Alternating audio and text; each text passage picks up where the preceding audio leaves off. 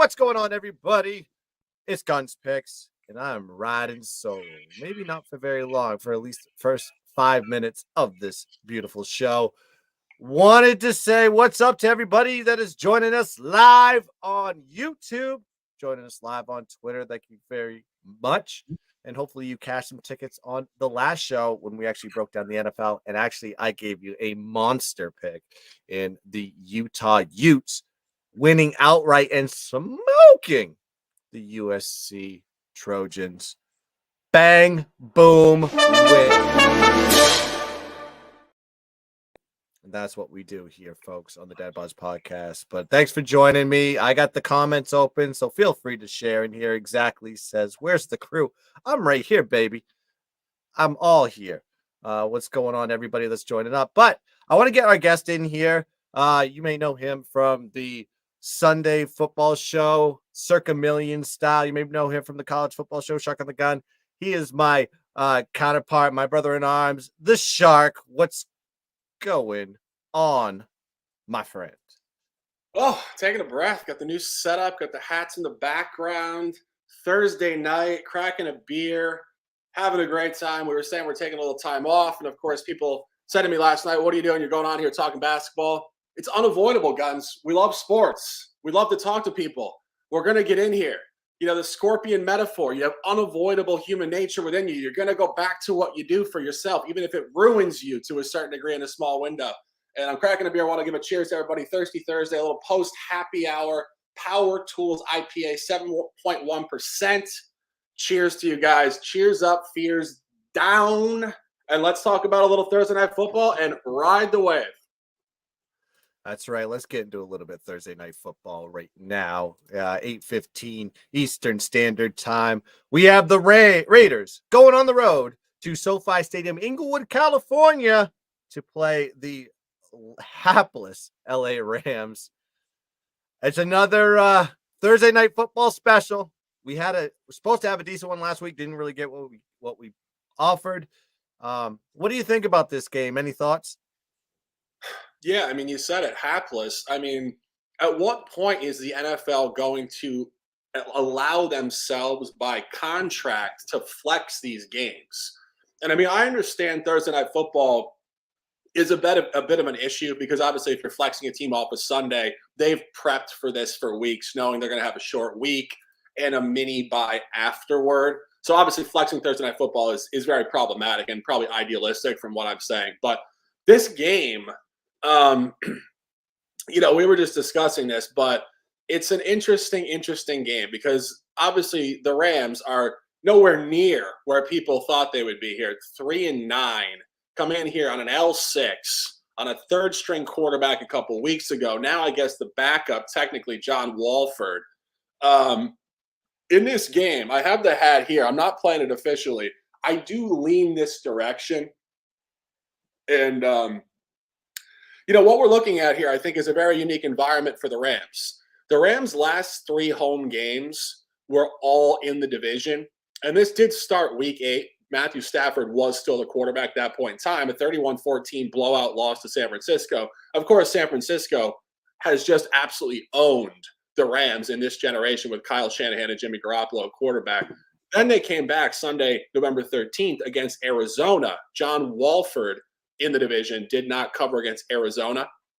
Now they're coming off of a cover. Short week off a cover. A game they played very tightly against Seattle, 27-23. Seattle did have 100 extra yards in that game. It was definitely the passing game. Geno Smith went for 367 versus Walford around 175 or somewhere around there. Rams did dominate the run game. But I do think what you're looking at the Raiders, and you guys know this, I've been looking to take the Raiders almost all year. And trust me, this is not biased stuff. I'm not a Raiders fan. I don't like any of their guys from any sort of fantasy perspective. I think Derek Carr is a great guy. I think Devontae Adams is also a great guy. I respect them as pro athletes and human beings, but there's no bias for me here whatsoever. And I do think what you're looking at here is them catching some wind in this environment. And Guns, what this environment would be is road games outside of the division that are on Pacific time. And we had talked about this every single week on the show on Sunday. This team, just for whatever reason, and I do think it's body time driven, was abysmal ATS outside the division on the road at Eastern time zones. Blown out, shut out at New Orleans. A Jacksonville game that came out with a big lead and melted it in the second half, and a non-cover as a favorite in week 3 at Tennessee. I think that's reversed. A win in overtime at Seattle within this division on the road. Short week, but I don't think it matters. I think the momentum is telling us a story. And one final point, the biggest line they laid this year at home was -7 to the Texans. If we look at that and we say you're laying now 7 on the road, that's a 10.5 home line. It's very strong stuff. And I do think when you see a team outside of division coming off of 3 wins on a short week and a divisional home cover and win outright, laying 6.5 points, it's very historically strong. And I think that all these points coming together, as I take another sip of beer, would lean me towards this hat being the direction in this game. Well, it wouldn't be I guess we're going to treat this as hardball, and I'm going to go with the other side of the point here in favor of the Rams. Really, there's nothing that the Rams have to look forward to this season. Their season is pretty much shot. Matt Stafford is done for the season. Aaron Donald is not going to be playing in this game. They got 3 quarterbacks, and everywhere I look, unless somebody knows something that I don't know, I don't even know who's going to be the starter for this game. It's going to be Wofford. It's going to be Perkins. Is it going to be Baker Mayfield? Are they all going to play, and they're going to just figure out who's got the hot hand? I don't know what is up in McVay's sleeve.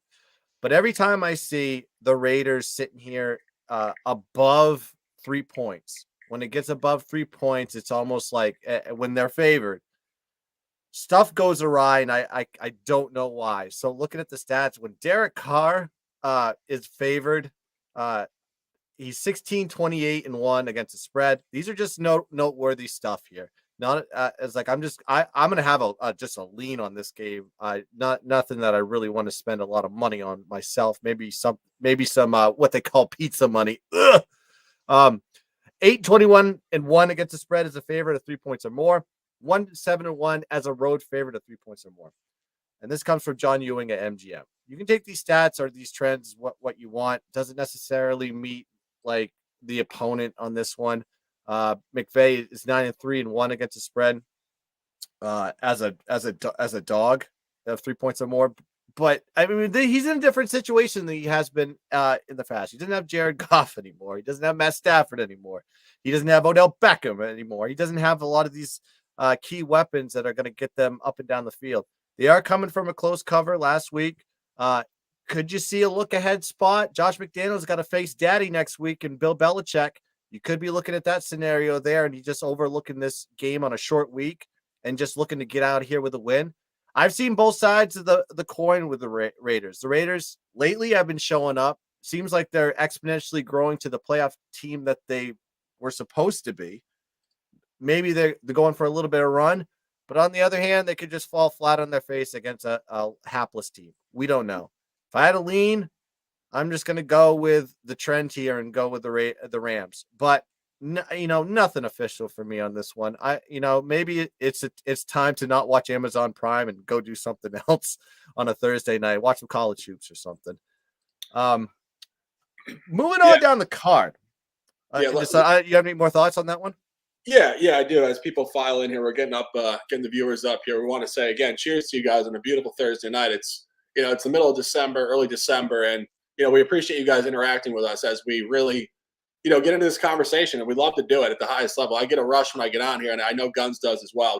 We absolutely love to get in here and chat with you guys, give you guys our energy and our thoughts, and drop your comments in the chat. I know people are on Twitter as well. Drop your comments in that chat as well. And I do think when you mentioned it, obviously, if there was going to be a look ahead in this environment, it would be the Raiders. They do get the Patriots next week, albeit next Sunday. So it is a mini bye environment.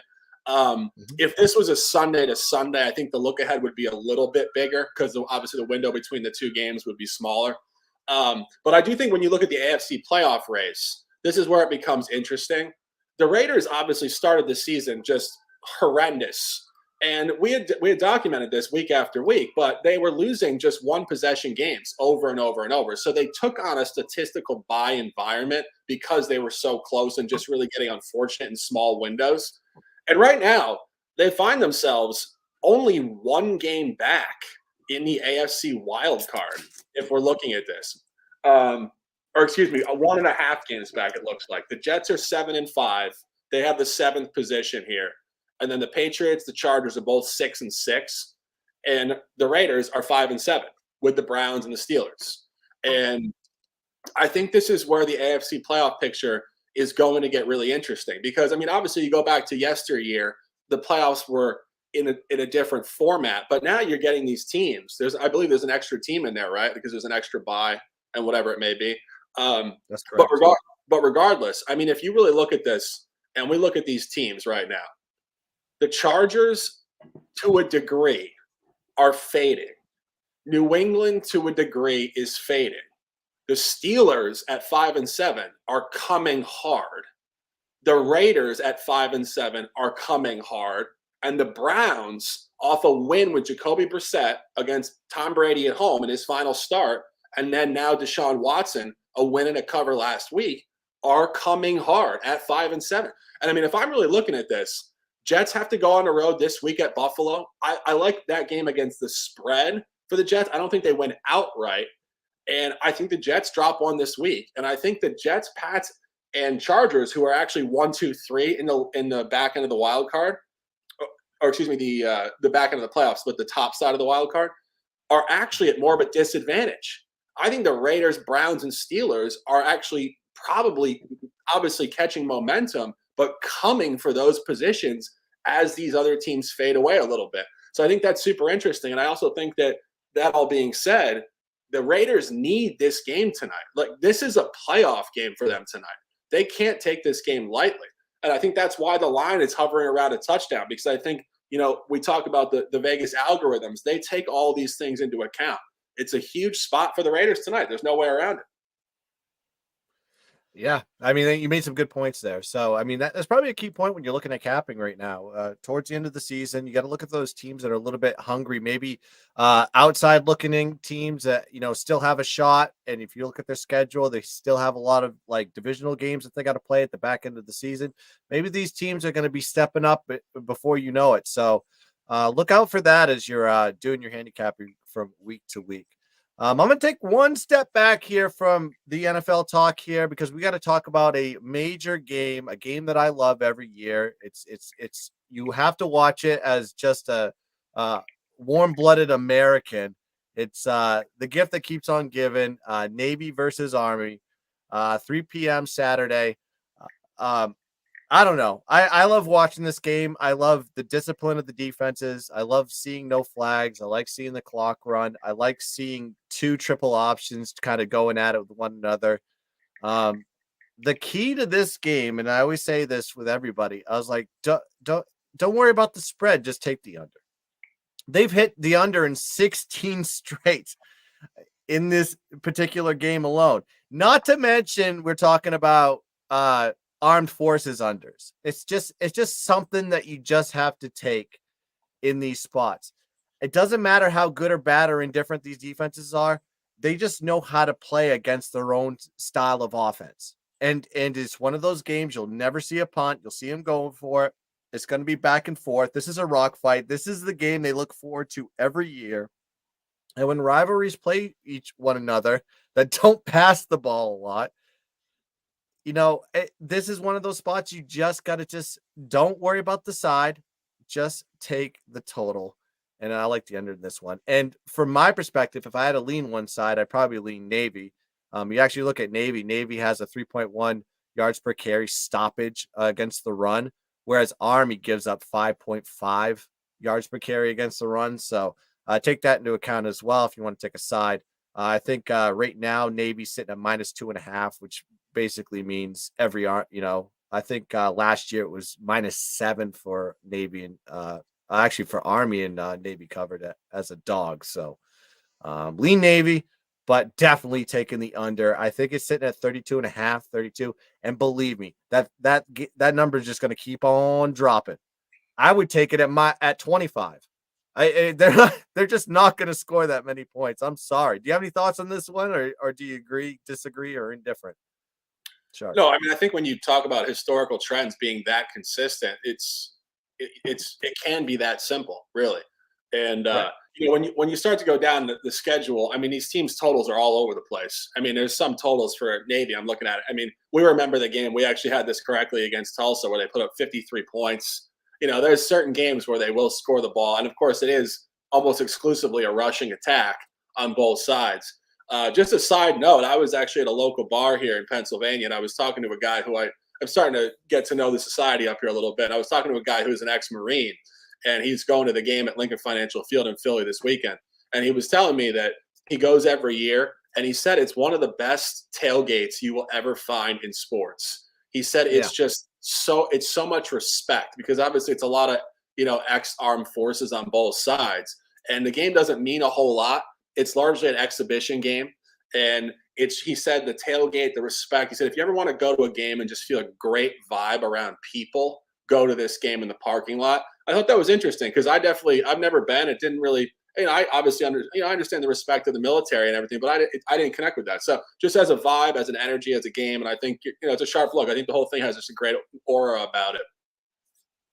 It's weird because I went to the Notre Dame Navy game in Baltimore, and you watch those cadets coming out of the stadium. Though it's almost like for like one moment they get to feel like a fan. They can feel like a human, and like just kind of go to a game and just kind of relax.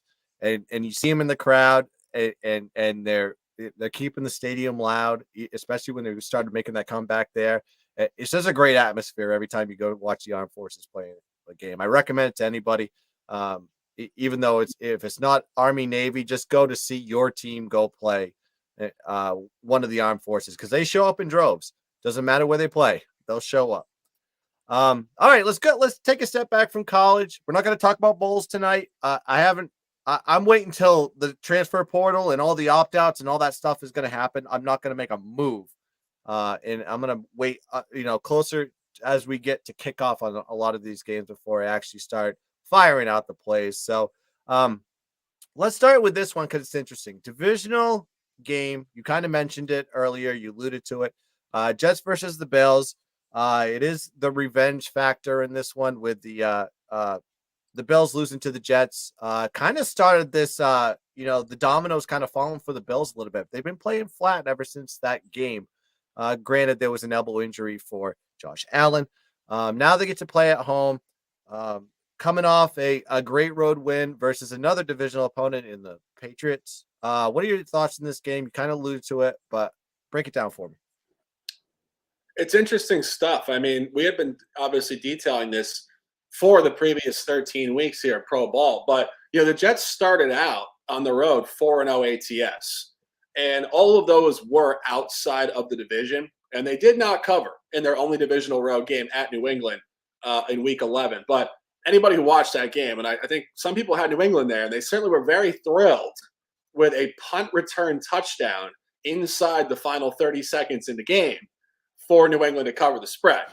And so I think when you really zoom out and when you zoom into the game and you disregard the score and the non-cover, and you really look at how the game was played, the Jets played that game to a cover point.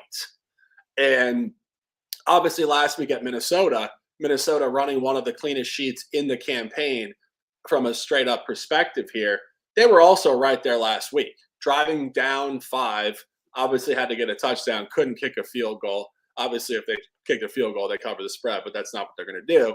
But they were right there last week too. So you're getting a team that is 4-2 ATS on the road, started out hot, obviously with the biggest backdoor in the entire campaign at Cleveland with 2 late touchdowns with Joe Flacco at quarterback in Week 2.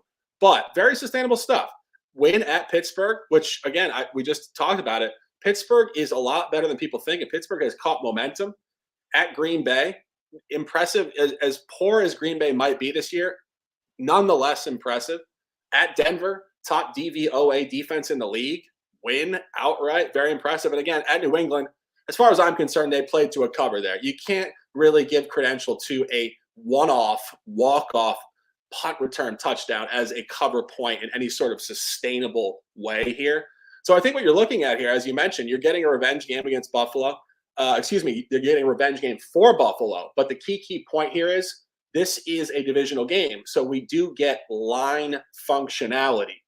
And when you get Buffalo laying the same number or higher on the road, that game was 10.5 and it got steamed to 11.5 roughly in week 9. Now they come home. This line should be higher than it is. And when I say that, what I mean is if books assume the same grading of the teams where they have a 10.5 on the road and they lose and they say, you know what, that was an outlier. So we're going to reset the line to the same strength point because Buffalo should hammer them and really normalize the average of the matchup. What they're telling you is the Jets are actually coming up in the matchup sustainably, even though it's a Buffalo revenge game. This is going to be a tight game. And as you mentioned, Buffalo has been very inconsistent of late. And, I've been high on Buffalo all year, but they have some issues here. Josh Allen, a lot of turnovers, a lot of inconsistencies. I think this is going to be a tough game, Guns. And, we'll obviously be putting officials on Sunday, but we're definitely looking at the Jets here with a significant point. Yeah, I took a quick look at this game before we actually got on. From a side's perspective, seeing the line as high as it is for Buffalo, it almost predicates usually in these situations, it usually predicates the fact that, you have Buffalo on a revenge, coming back hot. But what I've seen from them from that game to now is inconsistency and flatness. Even against the Patriots, they didn't look as good as the score gave off. I mean, the Patriots defense did their job. It was predicated on the Pats offense of piss poor play calling, absolute complete disarray on the offensive side. You have Mac Jones yelling and screaming and hollering. So I don't think it's about Mac Jones' issue. I think it's more of an offensive coordinator issue. When I was looking at them run the same play twice, that didn't work, and they're still trying to do the same as trying to fix a mistake or something. Moving on to this game, though, I'm more focused on the total. So, this could be something that could be an official play on Sunday. We'll see how it goes. But I thought these were interesting points. Both teams averaged 37 points per game on the total versus divisional opponents. It's identical. The Jets averaged 35 points per game in the last 4 games for totals, and they played good offenses, electric offenses here. Minnesota, Chicago, New England, and Buffalo. The Minnesota game, we were on the Jets last week, and I'm telling you, the Jets dominated that game. You can see it in the net yards. They were plus 200 net yards for that game. They drove to the goal line. They couldn't punch it in. They got the ball back, interception in the end zone. It's one of those things that you knew you were on the right side. You just got messed up by outliers. And then you look at Buffalo on the other side. When they play good defenses, which the Jets have a good defense, they're ranked, 4th in the league, I think. So they played Baltimore, 43 points. That was an under. They played the Jets, 37 points. That was an under. They played New England last week, 34 points. That was an under. The Buffalo Bills are an under team, 9-3 to the under this season. So this is kind of one of those situations that you see this number sitting at 43.5. I'm looking at these stats and I'm I think I'm more stronger to the under than I am the spread. I just don't understand why the Bills spread is -10, -9.5, and it drives me nuts, especially with the low totals. So stand away from the side. Focusing more on the under. I think that's probably a better play in that situation. But embrace debate. I'll be rooting for Shark on the Jets play for sure because I don't like the Bills. Yeah, I mean, I think I need to get a Jets hat here for Sunday. I'm feeling the vibe. I need to bring it in. I need to go. But just you need Lock Betts' corduroy hat that Jets hat he rocks. Oh, yeah. Just one more comment. I hadn't looked at the box score last week. I wasn't following it closely on Sunday. I was out having some drinks, enjoying my life. But I didn't realize that the Jets had almost 500 yards of offense and only scored. It was nuts. Points. Unbelievable. Yep. Wow. Yeah. Imagine sitting in Ravens Stadium, looking at your phone, seeing them in the red zone. Like, oh, here we go. We're gonna get some points here. Nothing. Like, what happened? Unbelievable. Yep. Unbelievable. All right, skipping down the board here, going down a few more games. I want to talk about this one. I like the divisional games for some reason. Uh, and I hate the Vikings. I think the Vikings are the most egregious, overvalued team as far as gambling is concerned, and I'm sick of them. Like I was sick of TCU, and I was sick of USC, and finally those things came to fruition last week. Um, Vikings going on the road to Ford Field, Detroit, Michigan, to go play Dan Campbell and the Lions. And I thought about this today. I was like, if I'm in a bad mood or if I'm depressed, I need a Dan Campbell in my life to pick me up. I was like, I don't know how much he charges for that, if it's a cameo or something like that. But man, would I have Dan Campbell pick me up out of any downtrodden day. But do you have any thoughts on this game or? Yeah, I do. Absolutely. I mean, you guys have seen me back the Detroit Lions multiple times this year, and I think this is a continued buy environment. And I love to see it. I think everybody was watching Hard Knocks in the offseason, and it was fairly well documented, as you mentioned, that Dan Campbell is just a great energy. He just has, a relentless positive vibe about him.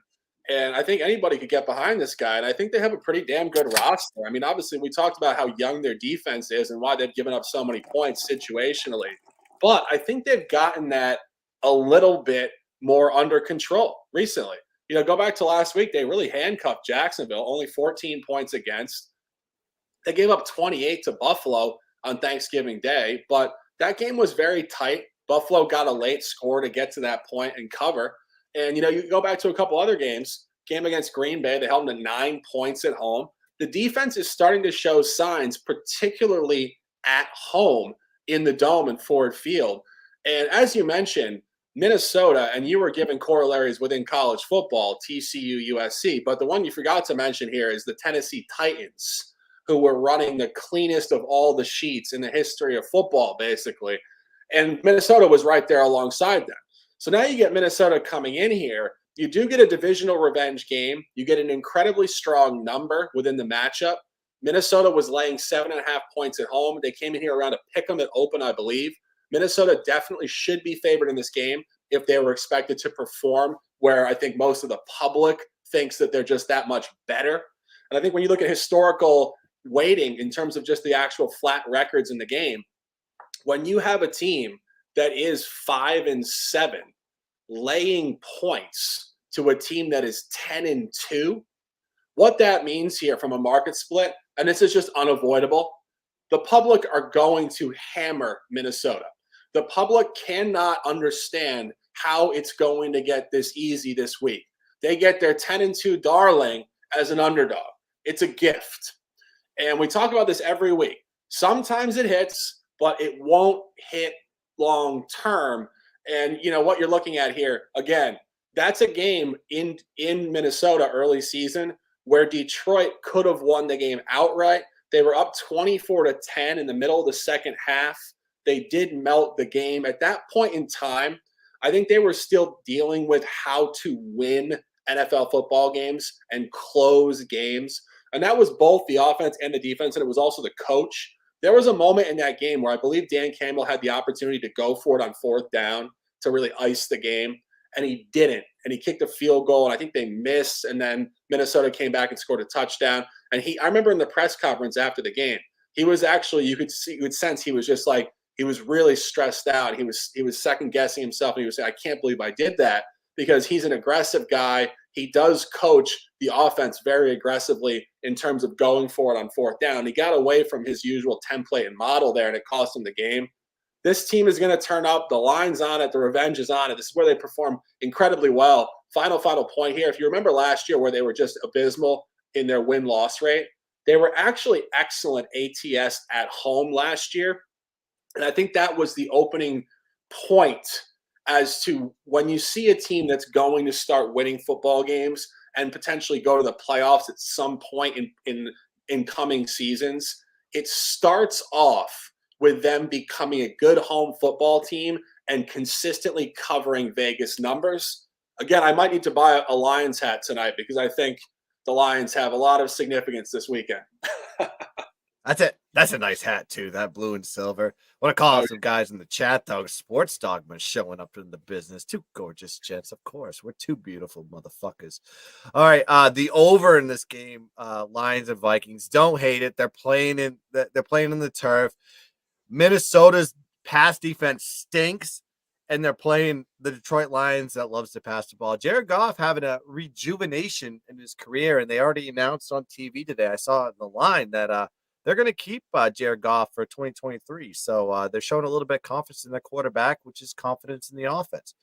I'm with you on this one. I love Detroit. I don't think there's any other way, shape, or form you need to take this game. Is you got to be taking Detroit. They're coming off a home win. Where they played their best. Well, we'll see because they smoked the Giants on the road. Maybe this team is like finding themselves out like completely. Plus 171 net yards for the game. Minnesota coming off back-to-back wins versus AFC East opponents. If you look at those two games, though, they lost the net yards in both of those games, and it was situational plays that helped them get over the hump and get those victories. I mean, really, these teams are given opportunities to not only cover the spread, but win the game, and they just couldn't pull it off because Minnesota just has the what I call the lucky horseshoe up their ass. Plus 1 point differential for the season, minus 63 net yard average. This is a team that's 10-2. When you see numbers like that, that's 500 ball. And it's like, and you have this team that is just continuing to find ways to win the game. Then you have Detroit on the other side, who's got a losing record. They have a minus 1 point differential, minus 33 net yard average. So these two teams are pretty freaking even if you're asking me. Also just look at this divisional revenge game. They lost in week 3. Detroit lost in week 3, 28-24 as 6.5 point dogs. Okay. Complete line shift in from then to now. Now you have Detroit minus 2.5. That is what, an 8.5 point swing, 9 point swing on that one. Also, Minnesota just can't play Detroit. They're 0-4 against the spread versus Detroit in the last 4. And Detroit actually is on a massive covering streak. They are a buy stock covering 5 straight. So, I mean, this is a team that, is a buy hat team. And you need to order that hat circa Amazon or get that thing shipped out for Sunday because, man, Detroit, I love that's probably going to be my best play on Sunday. We'll see what happens, but I love Detroit. I love what they're doing right now, and Dan Campbell needs an extension. So, moving on down the board as we do with the DadBods here. I'm going to look at. Let's go Eagles and Giants. This is the first matchup. They do have one, I think, towards the end of the year. 1 p.m. Eastern Standard Time. You have the Eagles coming off a nice home win versus the Tennessee Titans.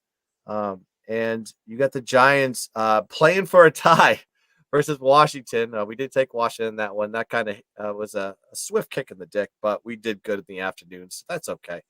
Eagles, Giants. What are your thoughts on this one?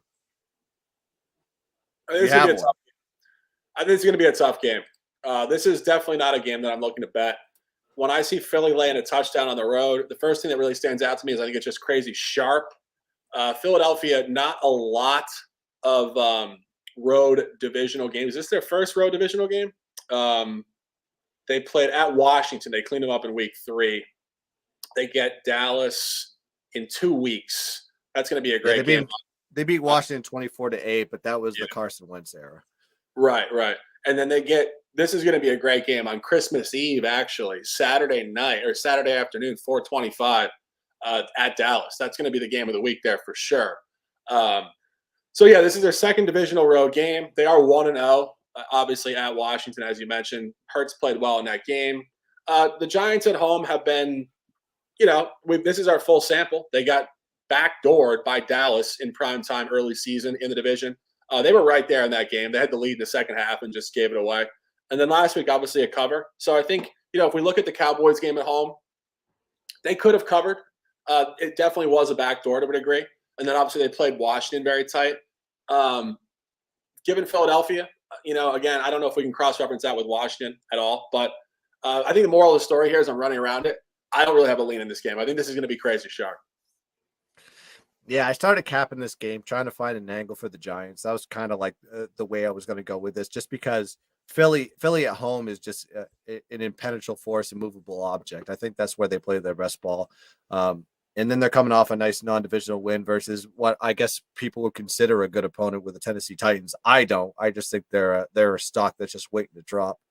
But the Giants coming off a tie, minus 95 net yards. It's like they've continually gotten dominated in the net yards. And they're playing a Philly team that has a good offense, good defense. I mean, they could get destroyed here, or they could actually play this game really, really close. I want to see what the first matchup looks like before I actually make a play on these guys. That's kind of the decision I made. Because they're not going to, there's only going to be a few weeks, between this game and the next game before they have to play each other again. So that, having that revenge factor, whoever wins this game, which I'm assuming is going to be the Eagles, the way they're playing right now. We'll see. We'll see how the game goes. It's nothing that I want to really put some hard-earned dollars, especially on this divisional battle, but it's just something to talk about moving forward as we get into. The Giants are going to just playing division game, like one after another on this one. So it's going to be a difficult knockout, drag-out type of schedule in here. I want to, Dogma actually made a good point here, and I guess we should just bring up this game right now. He wants to hear our thoughts on the Steelers and the Ravens. So let's just go right to that game. So Ravens Steelers, divisional game. These guys are a rival as tale as old as time. You have the Ravens sneaking out a good win, even though they lost Lamar Jackson, probably not going to be playing in this game. You have a Steelers team that, as long as TJ Watt is in the lineup, this team is tough to beat. You see him as a favorite versus a playoff caliber Ravens team. Any thoughts on this one, Shark?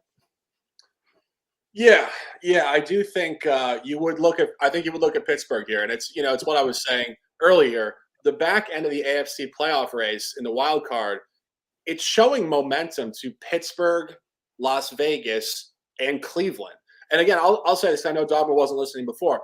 I really think when you look at the sequence of the playoff race in the AFC, New England, the Jets, and the Chargers are right now 1, 2, 3. And then it's Browns, Vegas, and Pittsburgh.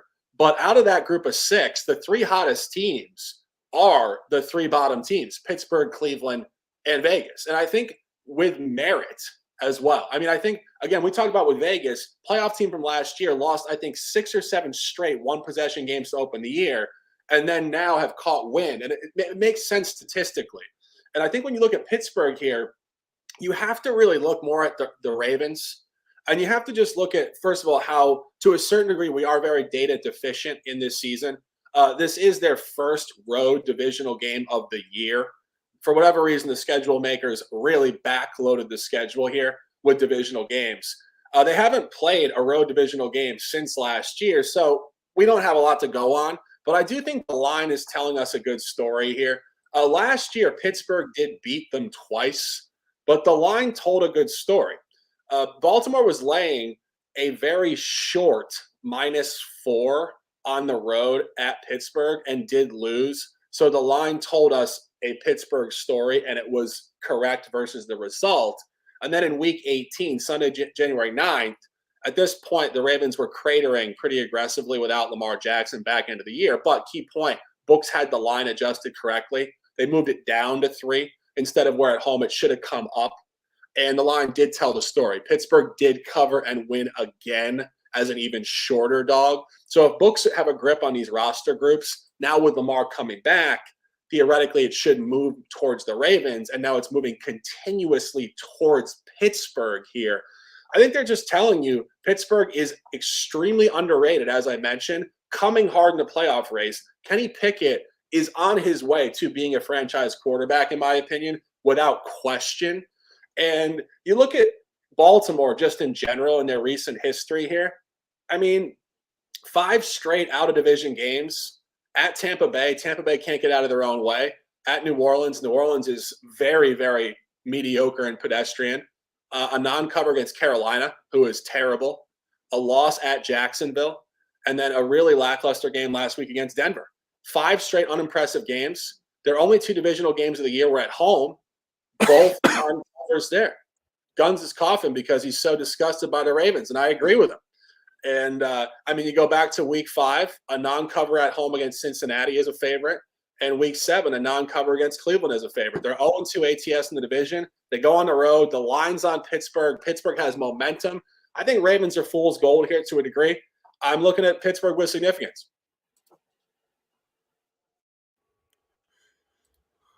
Sorry, I just realized that my mic wasn't on. You heard my cough because I hit the cough button. So, yeah, I guess I can agree with you here. Is like I think there's a buy stock right now on the Steelers. I mean, I watched every single play of the Ravens game last week. I was there.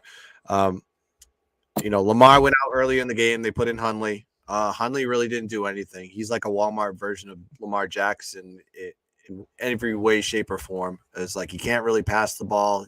They made some real trick plays when they got into the red zone. They did a lot of mistakes. So this team is kind of in a little bit of a conundrum disarray. They have won 5 out of the last 6, but the way they've won is a little bit sloppy, in my opinion. You have the Steelers that are like really cleaned up and really poised and really motivated when TJ Watt's in the lineup. That's when they play their best ball. And you've seen it in the last 3 weeks. They've won 3 out of the last 4. Their only loss was to Cincinnati, but that was a good loss. They only lost by 7 points. And this Cincinnati team is absolutely rolling. You saw what they did to Kansas City. They absolutely undressed them and brutalized them at home. So seeing what I've seen out of Pittsburgh and what they're bringing to the table right now, I'm leaning in that direction myself. Seeing them as a favorite versus a team that's got more wins than them, that should be a telltale sign here. These two teams do split during the season usually, so that's kind of the way it could go. So you may have a revenge spot later on in the season. I think they have to play each other in like 3 or 4 weeks after this game. So if there's any lean on this one, I'd probably lean Steelers and let the Ravens, as what I saw them offensively last week, it was just disgusting. They're not, their defense is good. They're very fast. They're very quick, but they can't put up points where I think the Steelers will be able to capitalize on the offensive side. All right, let's move on. A couple more games here. Let's just do the Sunday night one. We'll close them out on this one. You have the Dolphins versus the San Diego. Well, it's not even San Diego anymore. I wish I could sing that song. The Los Angeles Chargers. They're playing at home. Inglewood, California, SoFi Stadium. Oh, that sounds ironic. Thursday night, Sunday night. They're playing a Dolphins team that, not so good on the road, more of a home team. They're coming off a dramatic loss between Yoda versus Luke Skywalker and Mike McDaniel and Shanahan. Now you got them on Sunday night prime time. What are your thoughts, Dolphins versus Chargers? This one, I had originally thought the Chargers would be the look, but I think I've reversed course here. I think Miami's probably the side. And what I'm looking at here, specifically for the Chargers at home, very, very distinct divisional versus out-of-division splits.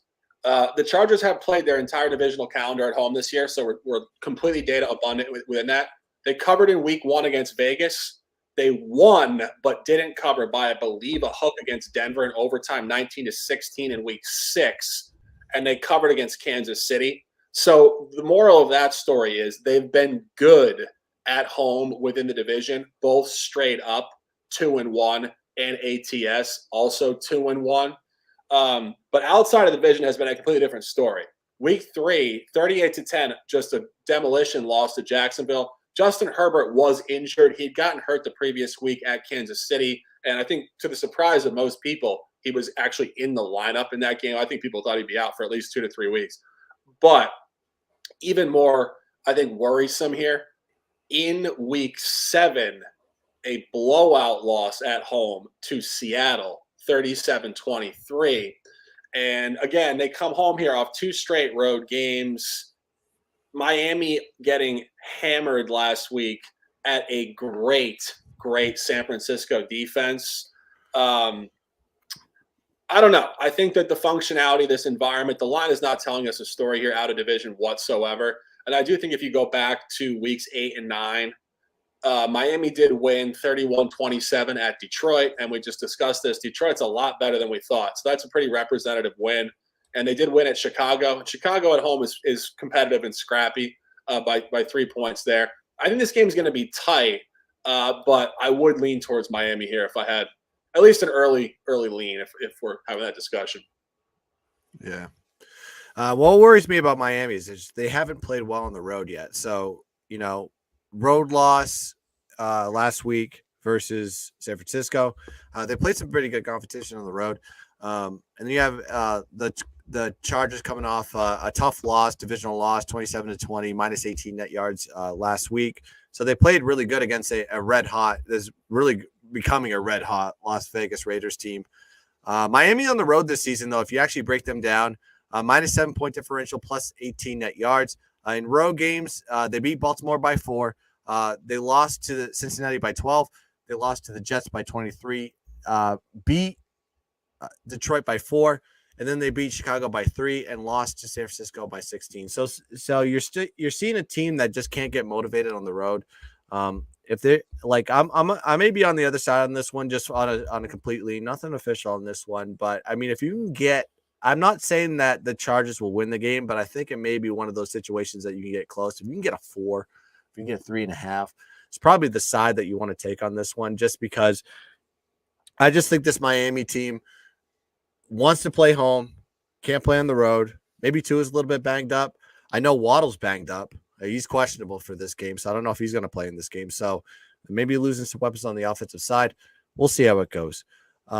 But that's just a complete lean. We'll see officials if we actually get there. But that's going to do it for DadBods this week. We got to watch a game here and give you guys go drink your beverages, go have some food, some wings, or whatever you got to do. But thanks for joining us. We appreciate it. Subscribe to the DadBods YouTube channel, and we'll be back on Sunday with official plays for the Circa Millions. Shark, appreciate you, buddy, for joining us. So I didn't have to go ride solo talking to myself, and also the chat and everybody. You've just been absolutely brilliant today. Love the commentary, love the banter. See you next time. Peace.